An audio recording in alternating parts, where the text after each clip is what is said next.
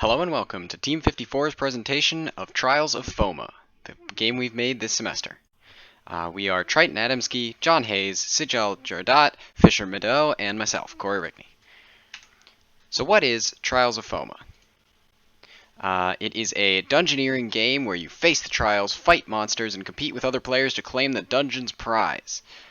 It's based on fighting using stamina, item cards, and other mechanics to defeat progressively stronger enemies and eventually face the boss itself in the very center of the board by defeating mini-bosses all around the board. There are four main phases to a player's turn. The first phase is the stamina phase. In this phase, the players will roll a 6-sided die and gain that number in stamina. The second phase is the movement phase. Here, the player uses their stamina to traverse the board, moving towards enemies, items, or bosses. The third phase depends on what space the player has landed on. If they land on an enemy space, they fight an enemy. If they land on a stamina space, they will roll the die again to gain more stamina. The rulebook has the full breakdown of every space. The fourth phase is optional. During the trading phase, players can auction an item they no longer have use for to the other players in order to trade for something that they may need. When figuring out our audience, we thought hard about the kind of game we wanted to make, and how we wanted to present it. We chose to keep the player count small, ranging from 2 to 4 players, as to not let the game get too large in scale. However, that doesn't mean we didn't want a game that was complex. We wanted a game that we felt would feel challenging. Not just like something you'd sit down and play, but a real trial to go through. We also thought about the length of the game, with a focus on longer-paced analog games such as Risk and Settlers of Catan. With this in mind, we decided an appropriate demographic would be amongst teens and young adults. They're older, smarter, can appreciate games with depth and complexity, and have the mental capacity to focus on something for more than 30 seconds. With this kind of audience and direction in mind, we wanted the tone of our game to be serious. We didn't just want our players to have fun. We wanted them to feel accomplished after a game. Even if they didn't win, making it far enough on their own merit would be enough to feel a sense of victory. It's not about the players versus each other. It's about the players versus the trial. The theming is dark, gritty, and mysterious. In a real trial, an adventurer wouldn't know what they're about to face, and neither do players. Cards show a name and a picture, but tell little else about the demons and monsters that'll stand in their way.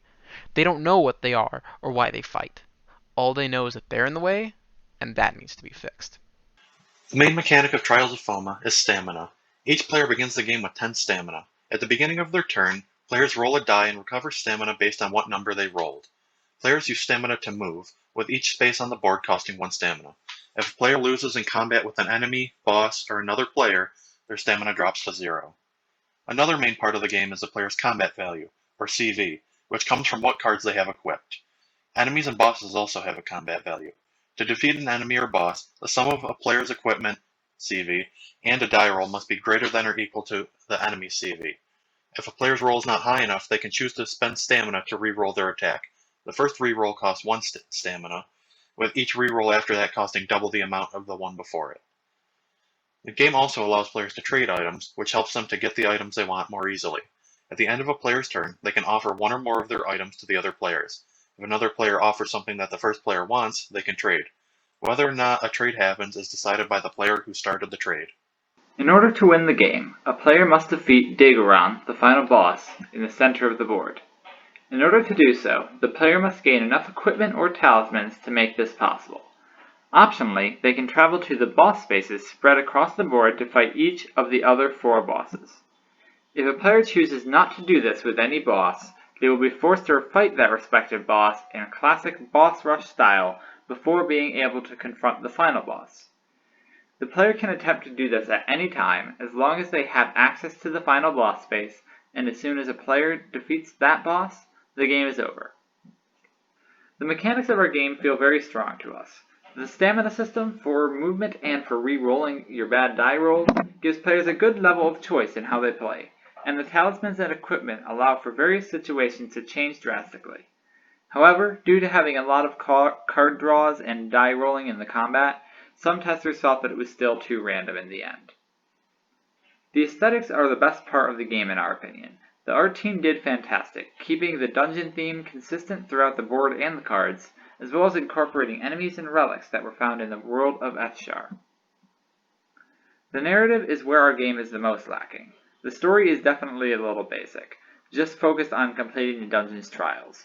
However, we did try to make the bosses close to villains from the world of Etchjar. The tech for our game works well. The game flows smoothly with a couple custom scripts and objects in Tabletop Simulator, though obviously having a physical version would have been very nice. The team's work ethic was very strong. Even when members couldn't attend meetings, they would still try to catch themselves up in order to not be 2 days behind everyone. When we were first planning the game, all team members were very flexible with their ideas and made sure to not get married to any of them. This open-mindedness allowed for a game with solid mechanics to be made. When we got feedback from playtesting, we were quick to discuss it. This allowed for a rapid iterative process where progress was quickly made on the game. The attendance of group members wasn't stellar.